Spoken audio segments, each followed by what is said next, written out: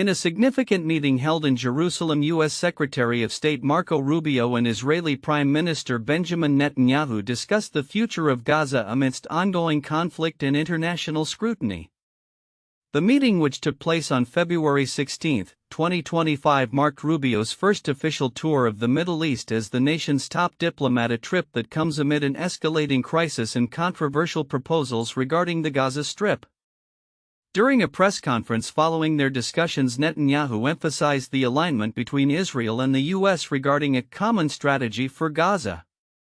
He praised President Donald Trump's bold vision for the region, which includes the controversial proposal to transfer the Palestinian population of Gaza to other countries and redevelop the area under U.S. ownership.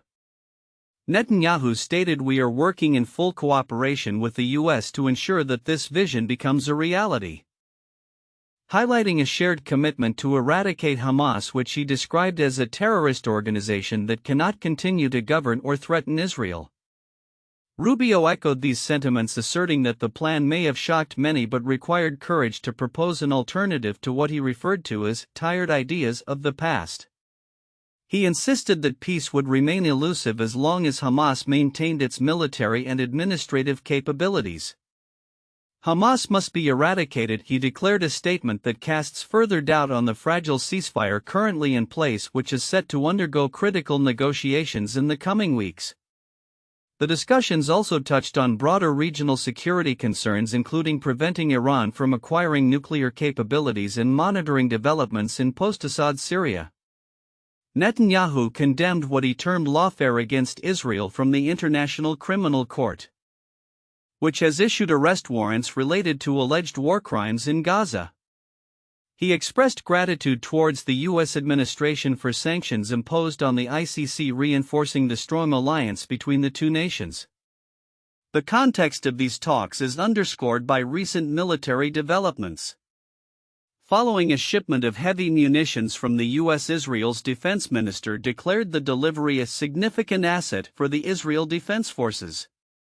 The -84 Malawian Quachas bombs, which had previously been blocked by the Biden administration due to concerns over civilian casualties, are intended to bolster Israel's military capabilities amid ongoing hostilities.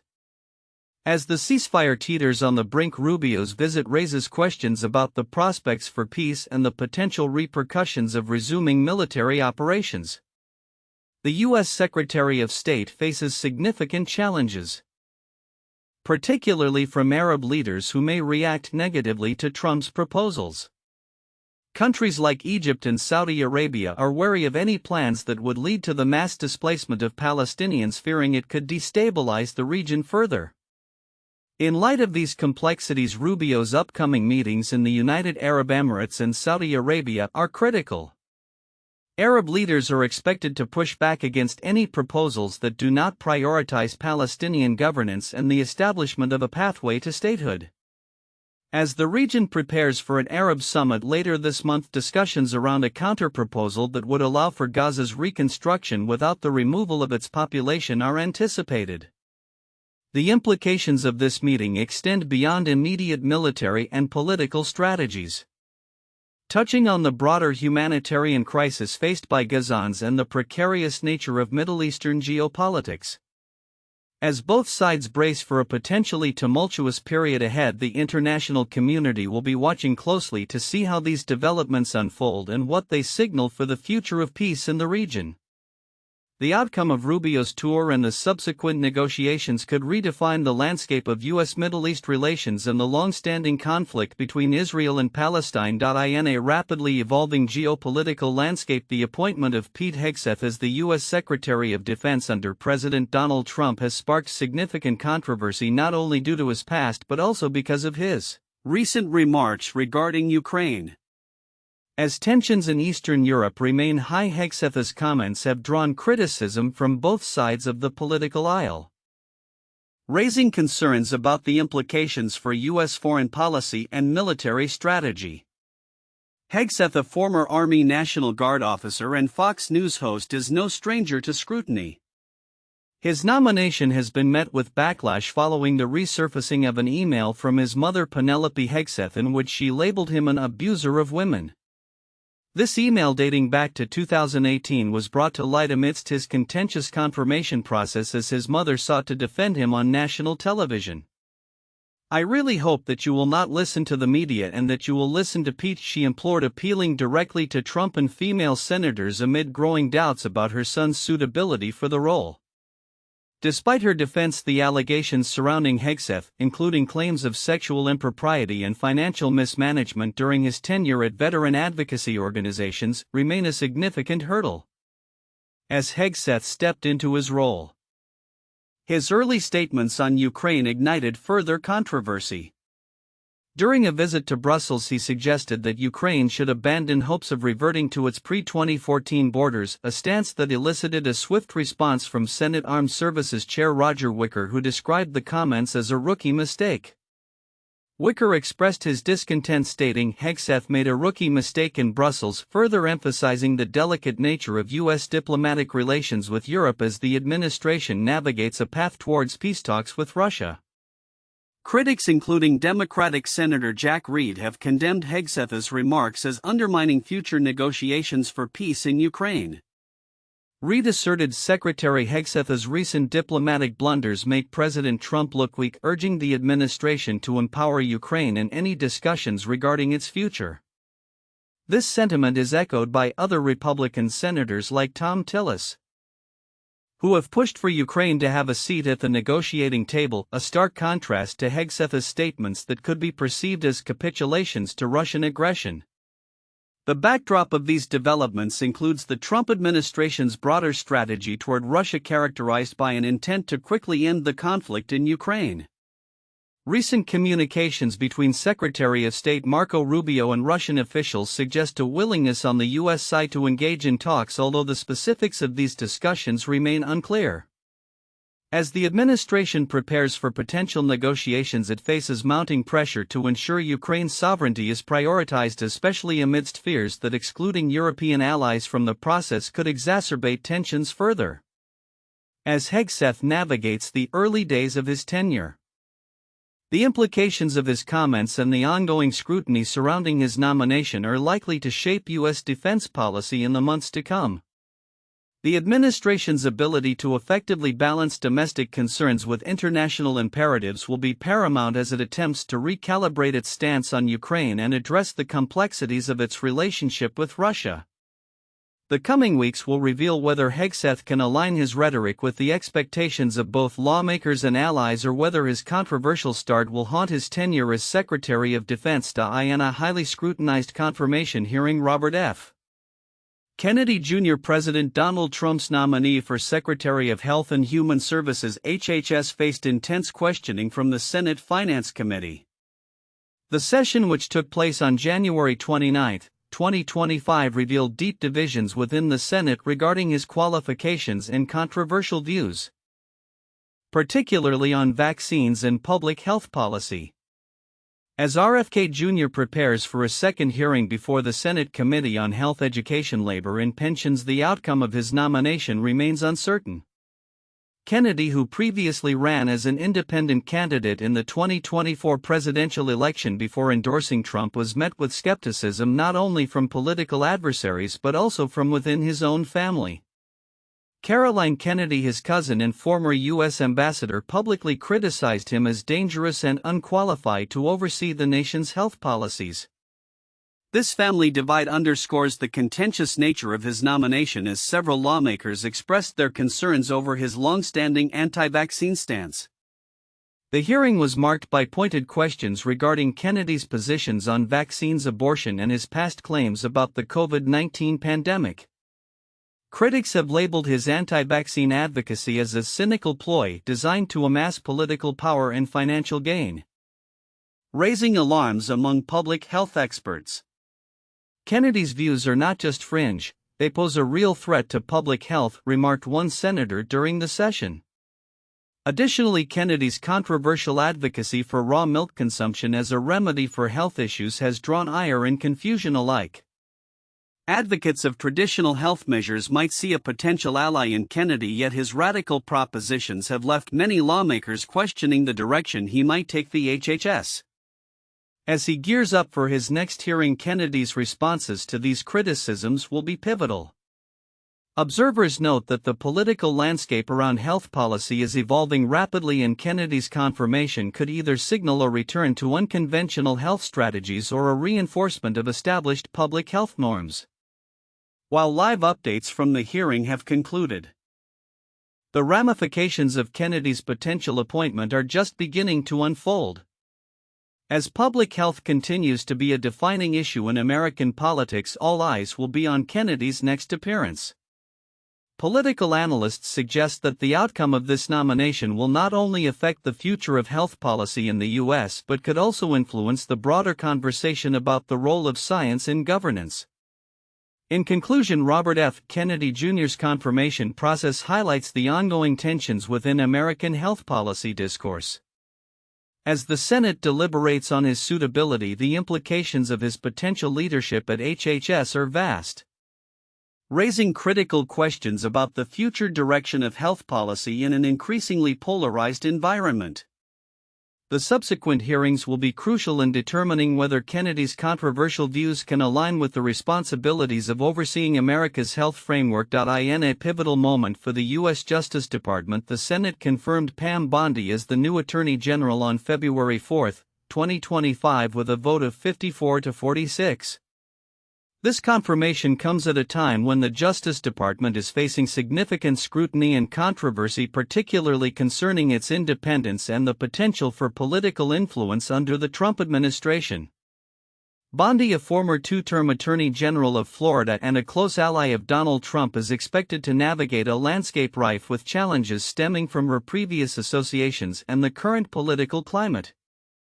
Bondi's tenure has already raised alarms among Democrats, who question her commitment to maintaining an unbiased Justice Department. Her background includes significant involvement in Trump's legal battles, including efforts to contest the 2020 election results.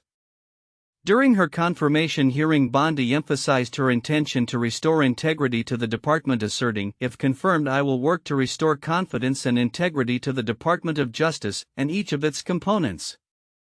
However, skepticism persists, particularly from Senator Dick Durbin, Democrat, Illinois, who warned that Bondi's loyalty to Trump might compromise the department's independence. "With Ms. Bondi, I'm afraid the president has finally found someone who passes his loyalty test," he remarked. As Bondi steps into her role, the Justice Department is experiencing a wave of personnel changes, including the dismissal of several career staff and prosecutors involved in high-profile cases related to Trump and the January 6 Capitol riot. This upheaval has raised concerns about the department's commitment to impartial justice.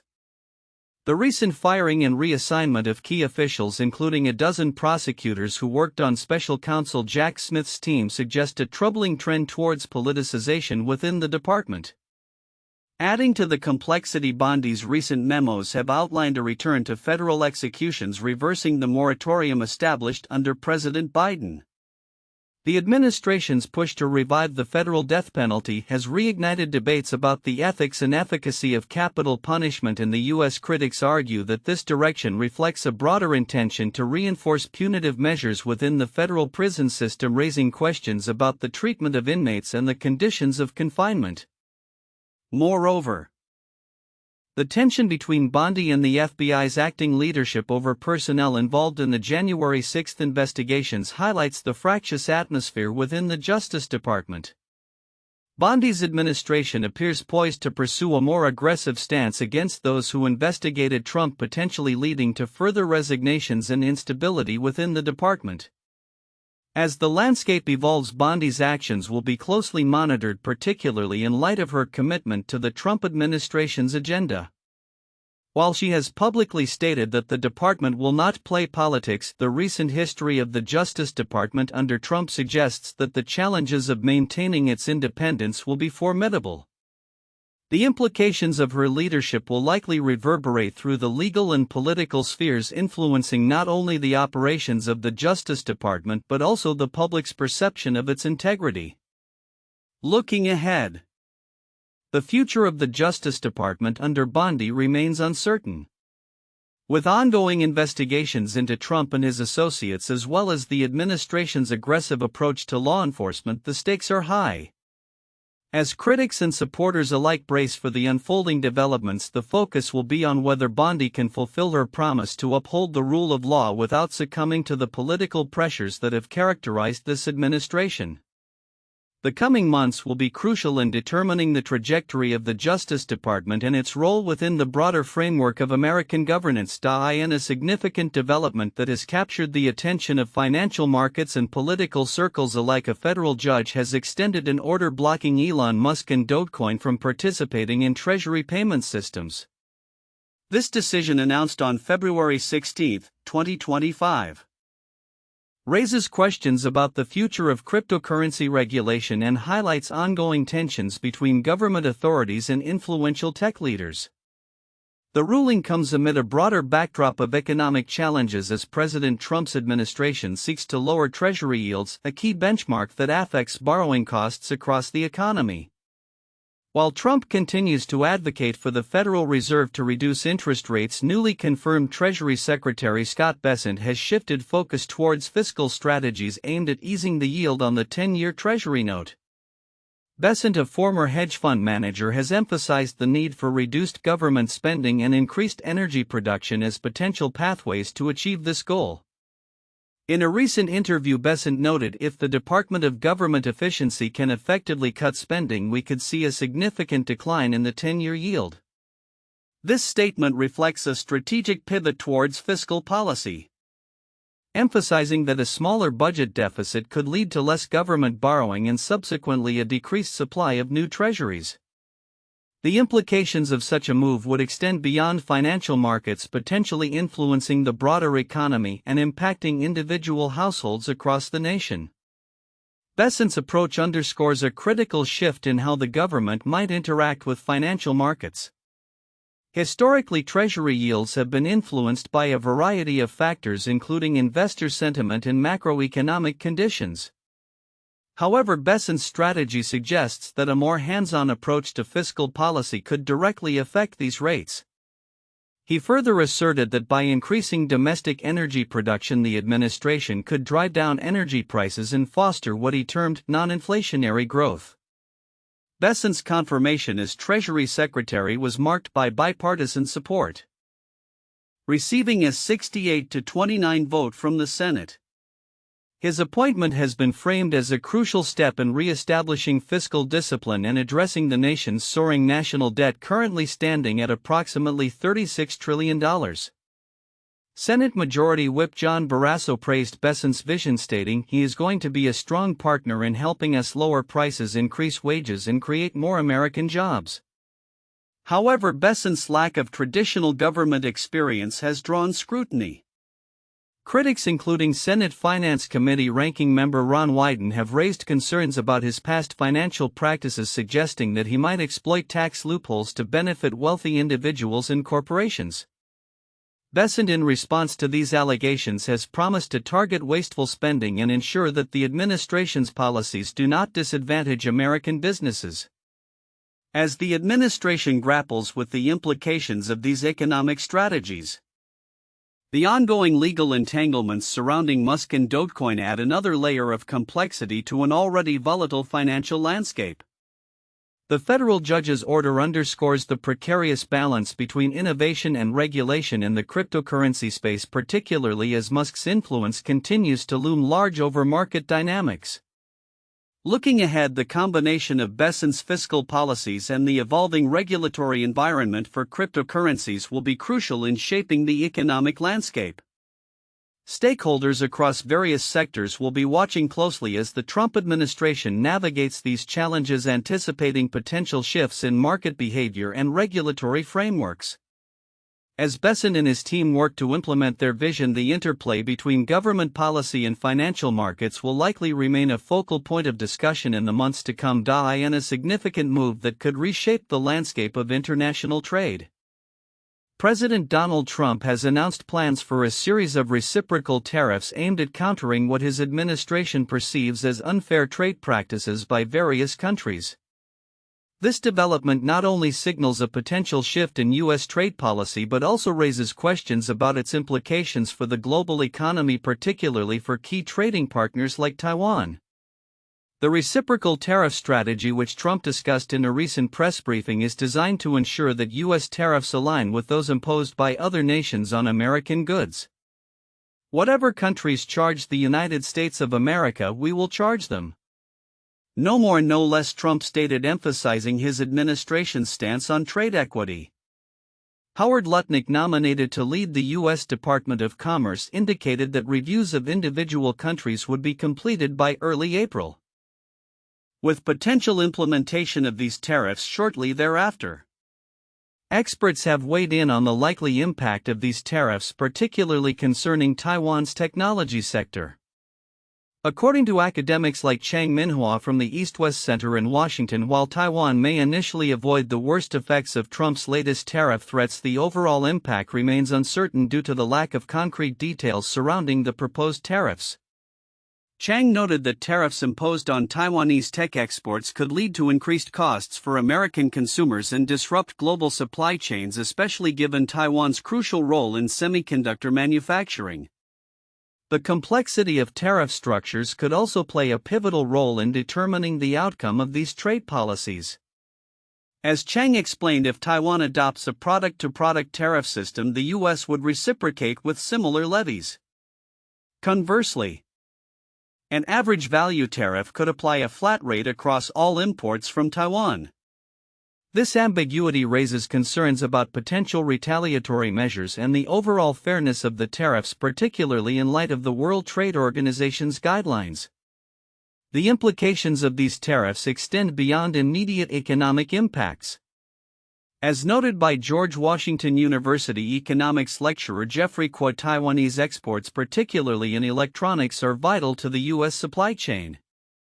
Disruptions caused by tariffs could adversely affect American manufacturers reliant on Taiwanese components, ultimately leading to increased prices for consumers. Kuo emphasized tariffs on Taiwanese products would therefore affect U.S. brands and manufacturers that produce electronics, and that extra cost would likely be passed on to consumers. The looming question of fairness in trade practices remains a contentious topic. Trump's administration has framed the implementation of reciprocal tariffs as a necessary step to level the playing field for U.S. manufacturers, while critics argue that such measures could provoke trade wars and economic instability. The potential for negotiation exists, as evidenced by Trump's previous actions, which included granting tariff exemptions to various nations after lobbying by domestic industries. However, the current administration's protectionist stance suggests a more aggressive approach may be on the horizon. As the global economy grapples with these developments, the long-term consequences of Trump's reciprocal tariffs will likely unfold in the coming months. The effectiveness of these tariffs in achieving trade fairness, their impact on inflation, and the responses from affected nations are critical factors that will shape the future of international trade relations. With the world watching closely, the next steps taken by the U.S. and its trading partners will be pivotal in determining the trajectory of the global economy.